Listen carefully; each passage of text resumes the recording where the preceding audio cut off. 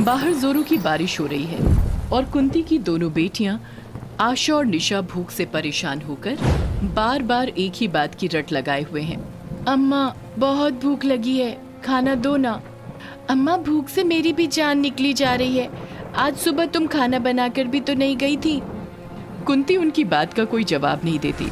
वो चुपचाप रसोई घर में जाती है और चावल दाल के बर्तनों को उलट पलट कर देखने लगती है, मगर सब खाली मिलते हैं। तभी उसकी नज़र खूंटी पर टंगी एक थैली पर जाती है।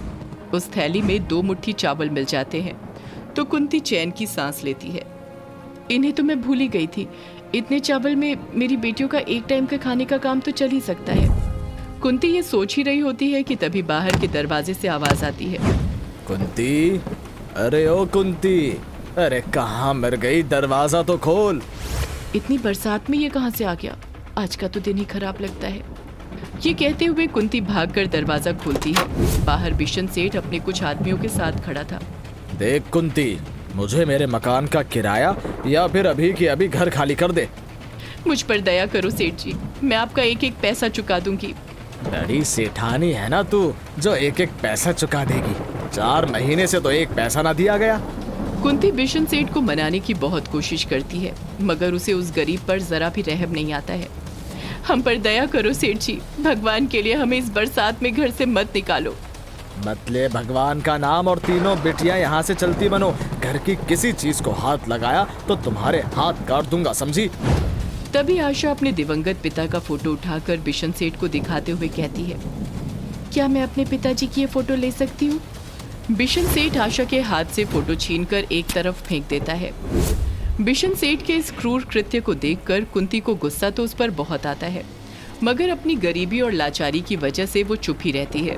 कुछ देर बाद बारिश बंद हो जाती है और वो अपनी बेटियों को लेकर सड़क पर रहने लगती है।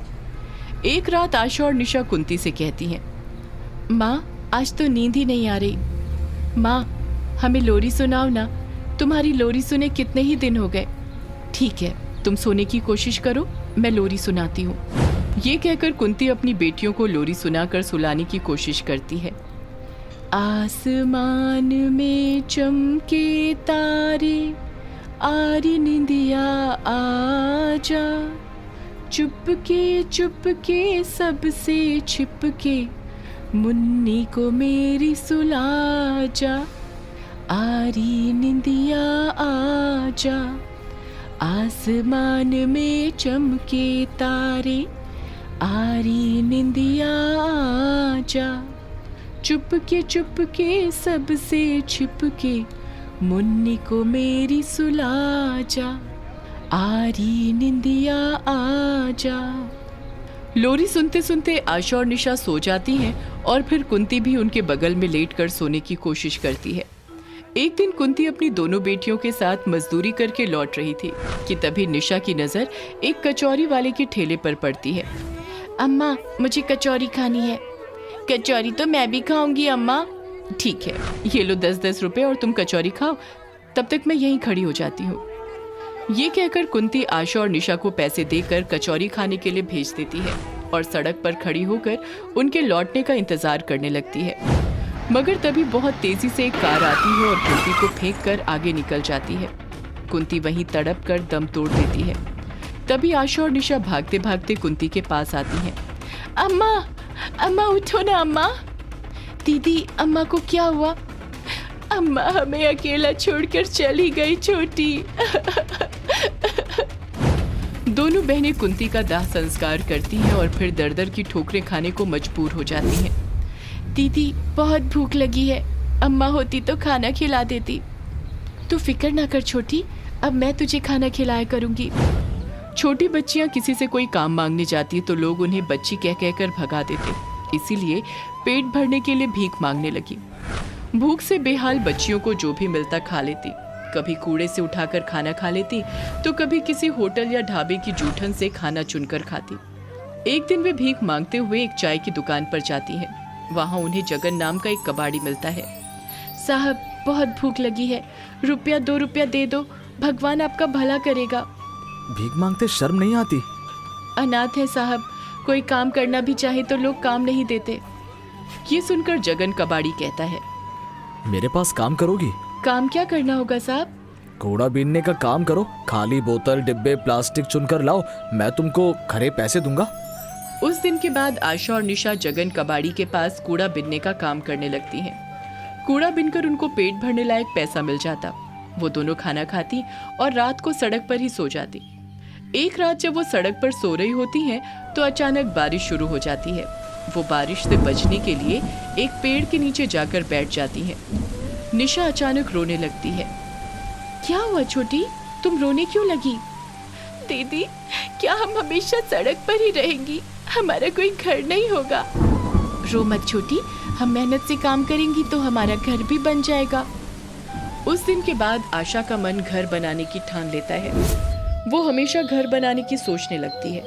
एक दिन आशा एक स्कूल के पास कूड़ा बिनने जाती है तो उसकी नजर कोल्ड ड्रिंक की खाली बोतलों से झोपड़ी का मॉडल बना रहे एक आदमी पर पड़ती है। अरे वाह, प्लास्टिक की खाली बोतलों का ऐसा सुंदर घर भी बन सकता है। इस आदमी से बात करती हूँ, अगर ये मदद कर दे तो हम भी अपने लिए ऐसा घर बनवा सकते हैं। यही सोचकर आशा उस आदमी के पास जाकर कहती है, अंकल आप राज मिस्त्री हैं? हाँ, मैं राजू मिस्त्री हूँ बेटी, कहो तुम्हें क्या काम है? मुझे भी इसी तरह कोल्ड ड्रिंक की खाली बोतलों से एक घर बनवाना है। ये कहकर आशा राजू मिस्त्री को अपनी सारी सच्चाई बताती है और उनकी सच्चाई जानकर राजू मिस्त्री आशा से कहता है, बेटी मुझे तुम दोनों बहनों पर बहुत गर्व है। तुम इतनी छोटी उम्र में बड़ी मेहनत कर रही हो। मैं घर बनाने में तुम्हारी मदद अवश्य करूंगा, बस तुम खाली बोतलें इकट्ठा करो।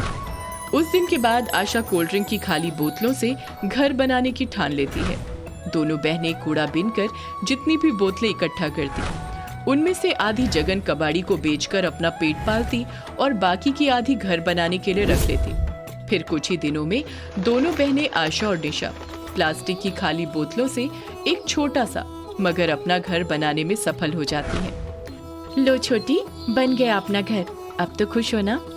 हाँ दीदी, अब हमारा भी घर हो गया, अब हमें धूप और बरसात नहीं सताएगी। जगन कबाड़ी को जब इस बात का पता चलता है तो वो भी आशा और निशा का घर देखने आता है। जगन उनका घर और उनकी समझदारी देखकर हैरान हो जाता है। तुम दोनों ने तो छोटी सी उम्र में कमाल ही कर दिया। तुम्हारा घर देखकर तो तबीयत खुश हो गई। अब हमारे सिर पर भी छत आ गई जगन चाचा।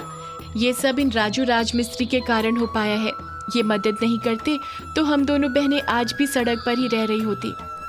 तुम्हारे जैसी मेहनती और ईमानदार लड़कियों की मदद करके तो ये राजू राज मिस्त्री बहुत खुश हुआ बेटी। उन सब की बातें सुनकर जगन कबाड़ी को भी बड़ी खुशी मिलती है और वो आशा और निशा से कहता है, ईश्वर तुम दोनों बहनों को सदा खुश रखे बेटी। अब तुम्हें जीवन में तरक्की करने से कोई नहीं रोक सकता। इस तरह दो छोटी लड़कियां उम्र से पहले ही दुनियादारी सीख जाती हैं और अपनी मेहनत के बल पर जीना सीख जाती हैं। कपूर टीवी।